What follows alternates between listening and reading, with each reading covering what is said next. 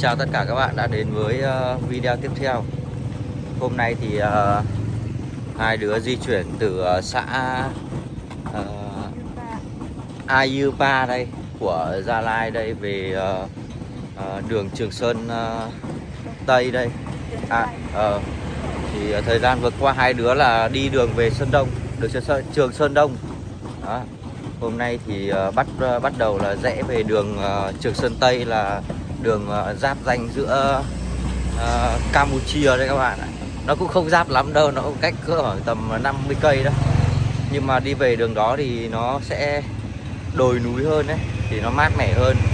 Còn đường Trường Sơn Đông này thì quá nóng các bạn ạ, nóng quá không chịu được.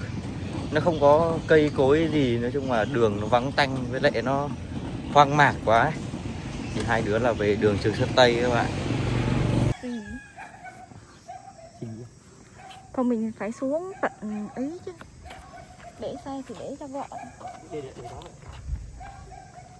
Để cho vợ.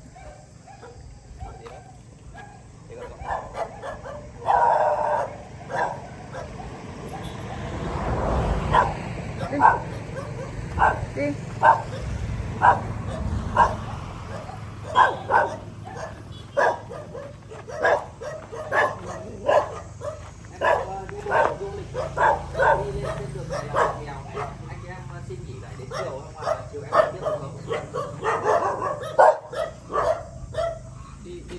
Em đi du lịch, đi bộ xuyên Việt. Vâng. Được không? Vậy là xin anh ở lại một buổi được rồi các bạn ơi. Lên trên này là đi lên đường đèo này. Hai đứa không có đi nữa thì vào trong nhà người dân xin nghỉ thôi.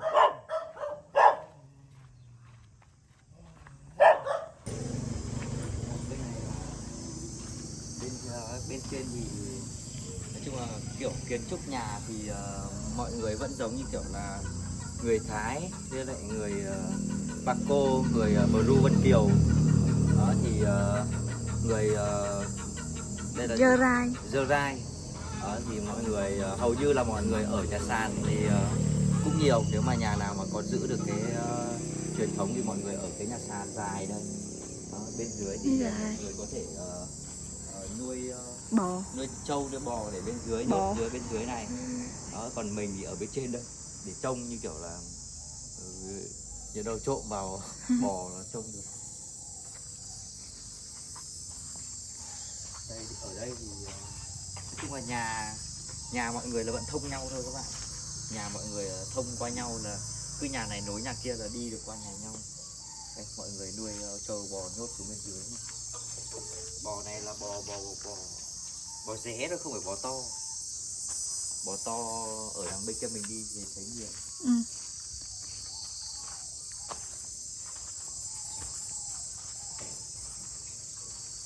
Cũng vậy thôi. Đây là những ngôi nhà cuối cùng khi hai đứa mà chuẩn bị bước chân đi vào đèo để về Đắk Lắk đây.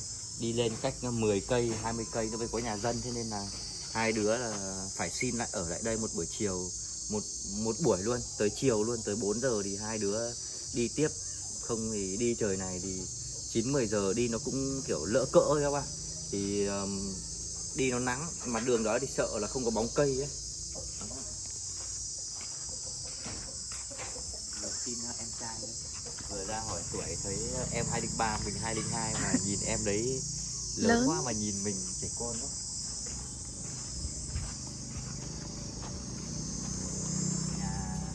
Anh em nhà là sát nhau luôn. Này chưa ở đây là mát, chưa ở dưới hầm này là gầm này là mát. Nhưng mà ở đây vẫn còn, ở đây tôn này. Nhưng mà ở dưới gầm thì là mát, đây có vẻ. Tôi biết nói.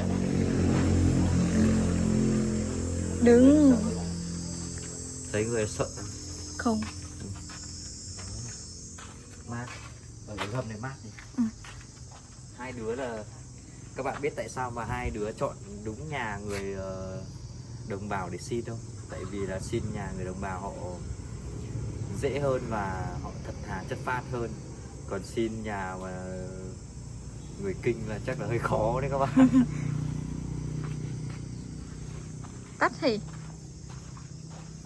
Xin chào tất cả các bạn, mình là Ngọc Anh, mình đang trong hành trình đi bộ từ Việt Nam tới Himalaya của Ấn Độ. Nếu các bạn có yêu thích chuyến phiêu lưu này thì hãy cho mình xin một lượt thả tim và một lượt follow để theo dõi hành trình của hai đứa. Cảm ơn các bạn. Hai đứa là vừa thu đồ xong rồi các bạn, bây giờ là đi tiếp đây.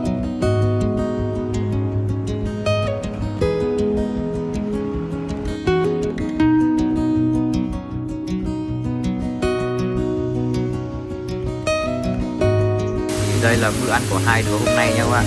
Bữa ăn thì hôm nay thì có thịt gà này, thái, cơm đấy.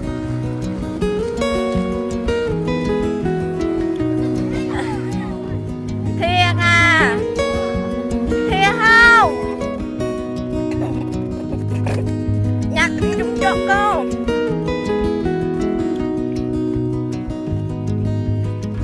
Cô xe ô tô cho rồi tự ăn cắp hả? Hả?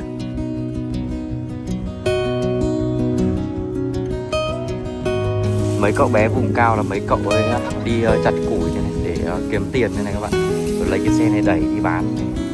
Đấy, các bạn thấy trẻ con vùng cao như thế này, vui chưa? Hai đứa đang đi và trời mưa nữa đèo các bạn ạ. Hai đứa đang lún cuốn về xuống lều các bạn ạ. Hôm qua là nằm là sương xuống là nó hơi bị ướt. Hai đứa là đang phơi lại đồ một chút để cho nó khô luôn. Vừa phơi đồ một lúc thì cô chủ nhà thì cô cũng vừa tới, thì tôi cũng vừa mới xin cô là vừa mới xin qua cô đêm qua là cắm trại nghỉ đây.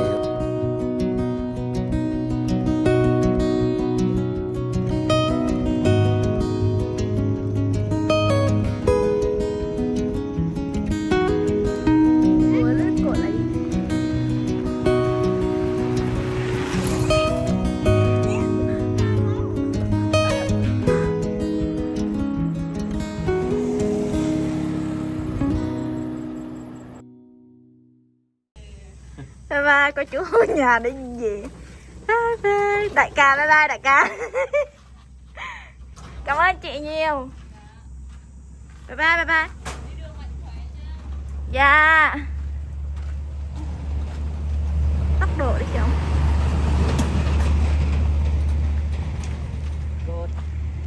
Bên này nè, bên nó không leo được đâu. Bên này đi đường này nè, nó không dốc.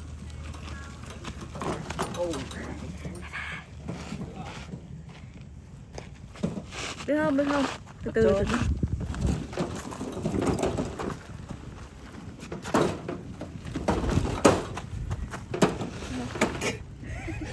Tắt điện thoại đi. Tắt điện thoại đi. Cất đi. Từ từ để người ta lên đây. Nó.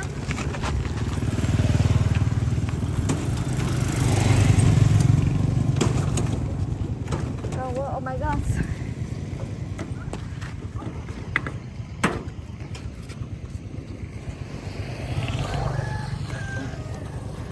Cái chiếc xe nó không lao rồi chứ. Cà phê hả? Bye bye.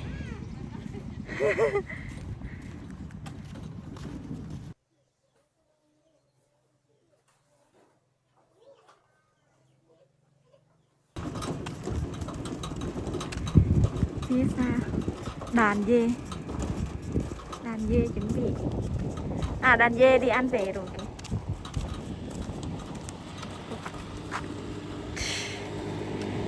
Nhiên đang quay đàn dê đúng mà đây. Ô, hai cô về đi chăn dê về với lại mấy đàn dê dễ thương quá.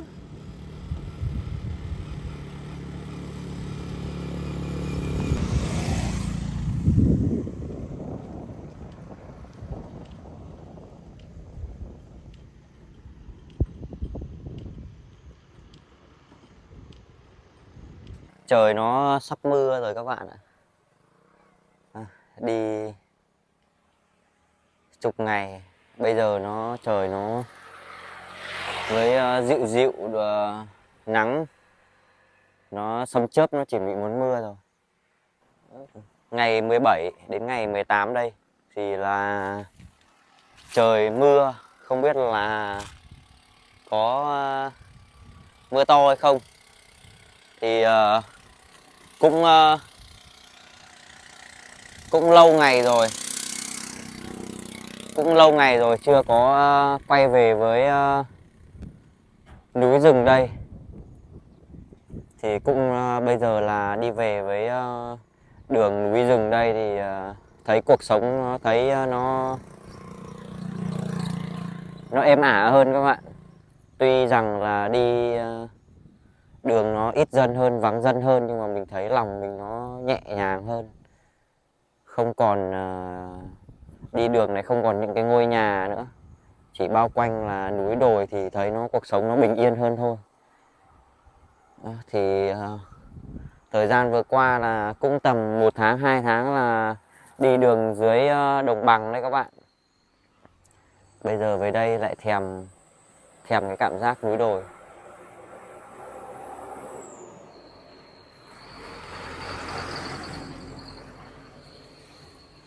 Về đây đi về đường này đây thì cách cỡ khoảng tầm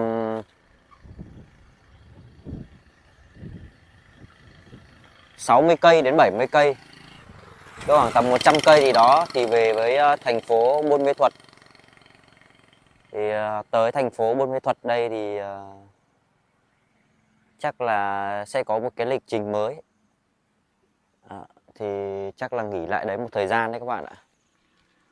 Bây giờ thì đi về địa phận của Đắk Lắk. Suối mùa này hơi cạn này. Suối mùa này không thấy có nước đâu cả.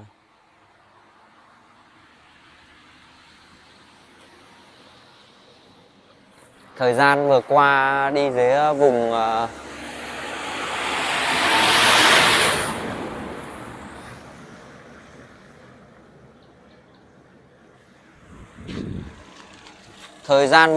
thì đi dưới vùng đường Trường Sơn Đông ấy các bạn, thì cảm nhận khác, con người khác, cuộc sống mọi người sống khác. Cuộc sống mọi người ở dưới đấy xô bồ hơn, mọi người bon chen hơn, không được bình yên như đằng bên phía mình sắp tới mình đi.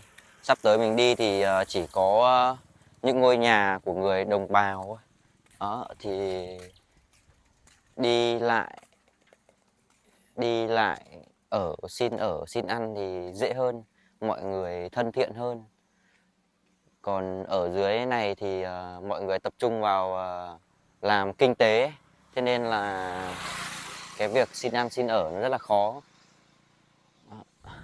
Thôi được rồi, đi tiếp thôi.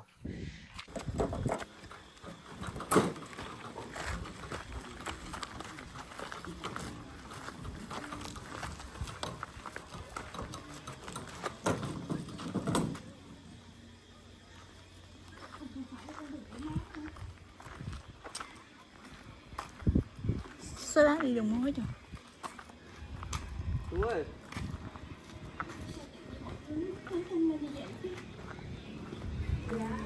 Dạ. Chị ơi. Chị ơi. Chị em đang đi bộ sân Việt đấy, em xin cắm trại ở trong này được không? Dạ. Em có 2 người thôi. Đi anh đi chiều khó xuống một khúc nữa cũng có. Dạ. Có trên xuống một khúc thì có dân có chứ ở đây em không nhận con chạy đi. Thế lên ngược trên này có không? Ở đây nó cũng rất là mình đi không tốt. Thế lên ngược trên này có không? Có ạ. Lên một khúc nữa có trên dưới.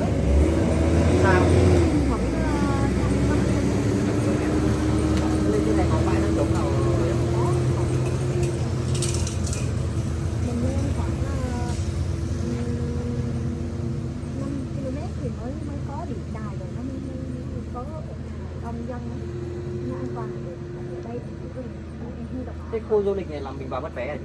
Dạ đúng rồi, nhưng mà tại vì ban đêm thì em không đảm bảo nên cho khách thì em không dám nhận. Nhưng mà cái này là quản lý là kiểm lâm hay là Dạ mình không, tự của mở? nhà mình. À của nhà xong rồi mình mở. À. Tại vì ở đây không có dân, nó hơi vắng, an ninh lắm, mình cũng không đọc báo thì mình không biết. À. Đây các bạn, đi lên trên này là cách đây cỡ 5 cây này đến 10 cây là có khu dân cư này. Nhưng mà hai đứa thì cũng muộn đấy các bạn, không có đi được nữa. Một là quay xuôi đây, xin nghỉ cái anh nhà vừa nãy, không thì tính kế tiếp theo tính Thôi đi lên trên nó đi. Không đi qua. lên trên này thì tìm cái bãi đất trống nghỉ ngơi sau. Đó. Bây giờ là mấy giờ ta? Cho xem. 7 giờ. Lên đi. Ok. Hôm nay mình đi muộn mà. Ừ, thì phải đến muộn này.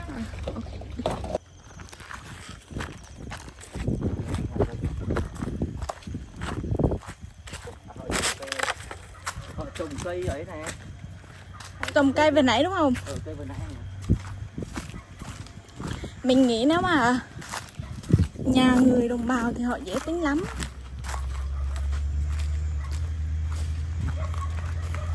Họ đi rồi kìa.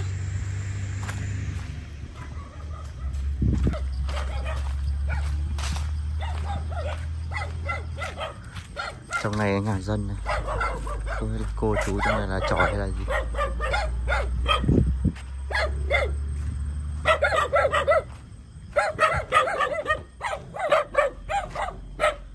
Ông bà ơi, ông bà, con đang đi du lịch ấy, con đang đi du lịch ấy ông, con đang đi bộ du lịch ấy, vâng con đang đi bộ đi khám phá Việt Nam á, dạ, con xin cho con xin cắm trại ở đằng bên ngoài cổng nhà mình được không? Con xin đấy, con xin nghỉ lại ấy. Con xin nghỉ lại ở nhà mình ấy có được không ạ? Dạ. À nhà bên này à? Dạ.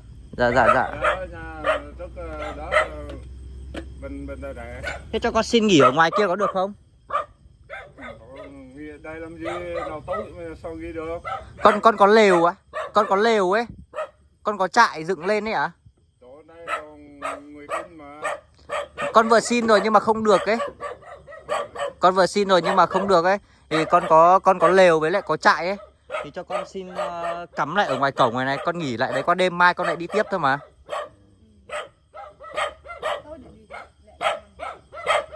Nghi đâu mà chỗ này tối quá mà còn có biết đâu. Con có đèn đấy, con có đèn với có lều ấy ạ? Đâu ở đâu à? Dạ. Ở đâu? Đi. Con cắm trại ấy, con cắm lều ấy. Vâng, con có lều ấy, con cắm xuống, con có đồ nấu ăn đấy. Con xin con cắm lại rồi sáng mai con lại đi tiếp thôi mà. Dạ. Cho con xin nghỉ lại một đêm nhá.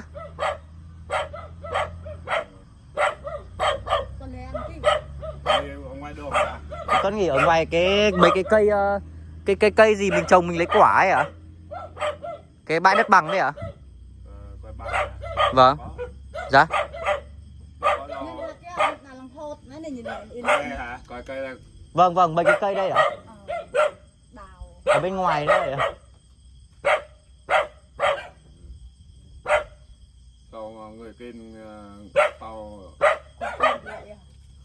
Họ không cho, con vừa xin nhưng họ không cho ạ. Vâng.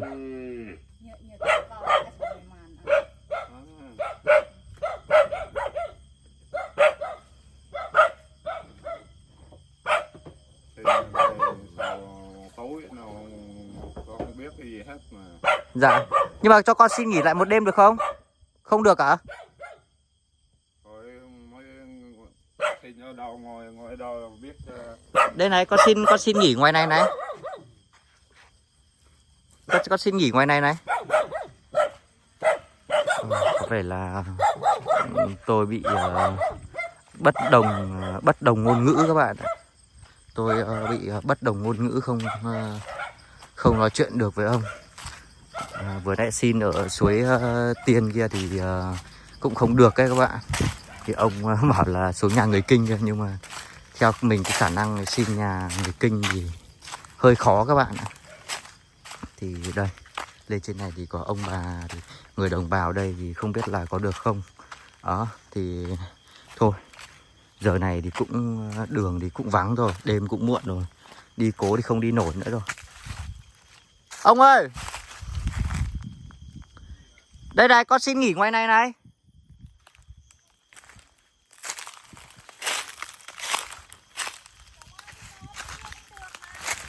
Thế thôi được rồi.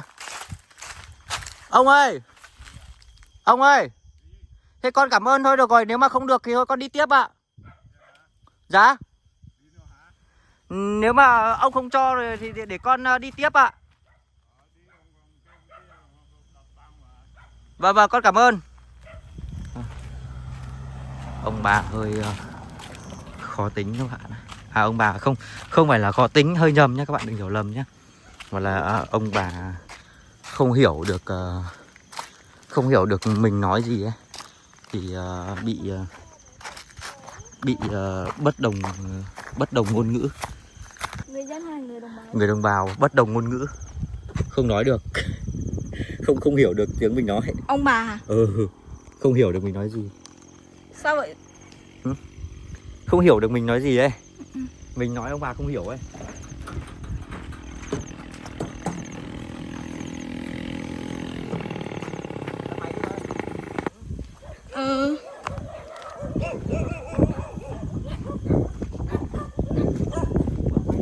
Rồi. Đây, trong này thì còn một ngôi nhà.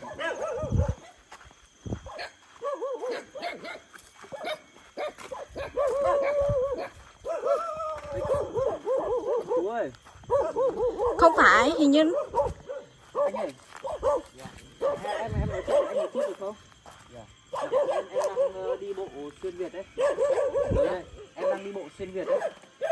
Xuyên Việt. Em đang đi bộ ấy, em đang đi bộ xuyên Việt đấy. Em đi làm em tới đây muộn rồi thì em xin nghỉ lại một đêm rồi mai em lại đi tiếp được không? Em cảm ơn anh nhé. Anh sinh năm bao nhiêu? Em 27. Oh my god. Cảm ơn anh nhé. Để anh ra ngoài cái xe. Để anh ra ngoài cái xe. Cái xe đẩy đồ. May quá xin được.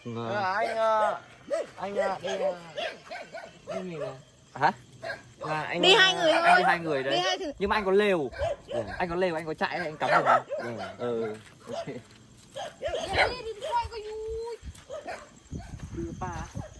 Iyunpa là vừa nãy mình đi hả? Bên cái đầu cái này đúng không? Đầu chân cái này đúng không? Chưa thấy của nhà mình ở đấy, nhưng biết nhà nào. Em biết cái nhà mà gần nhà tạp hóa to đấy không? Thế mà em sống ở đây là mình cứ ở trên này là lâu lâu mình về nhà. Không, nghĩa là em cũng mới đến đó. À, mới lên á? Dạ. Thế ông bà ở nhà đây anh có quen không? Ông bà nhà này bên này mà. Ở dưới kia. Không quen luôn. Đây là dưới đây. Đây là ông bà đây nữa. Không quen luôn.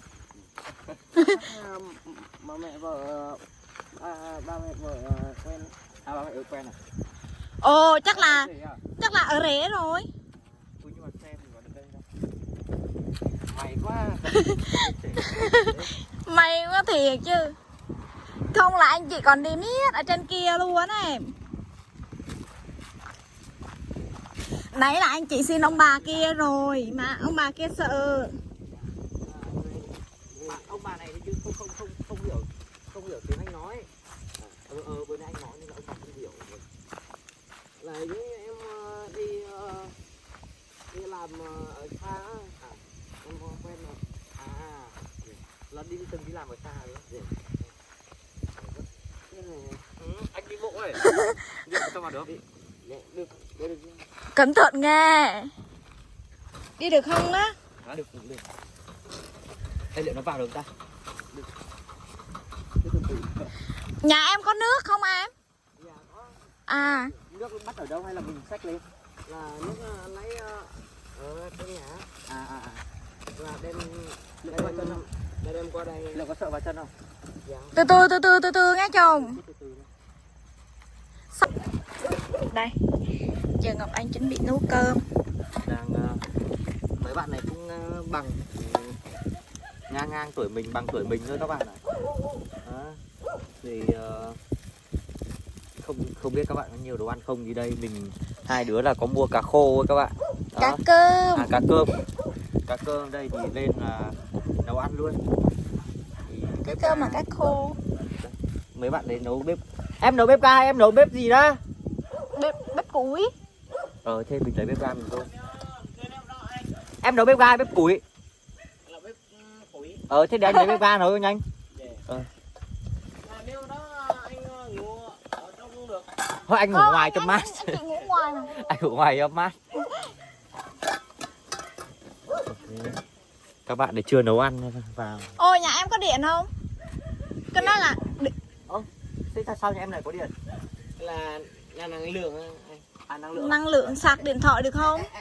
Em đang dùng không sạc ra được rồi. Không. Cô xài phòng nếu mà anh đi Anh có hả? Anh chị có nhưng mà anh chị định sạc ấy. Em dùng mạng em dùng mạng ấy đúng không? Dạ.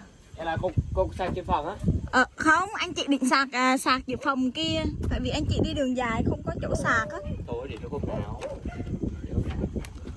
Oh my Và god. nhưng mà cũng có nhà chỗ này á, là sáng mai cũng sạch vậy là vừa tầm sạch cũng sạch được hả? Hay tí mình xuống chơi xuống uống nước. Ở đâu? Tí mình xuống chơi uống nước. Nhà vừa nãy mình xin không? Không. Ở nước. Đồ sẽ đã 2 triệu đây.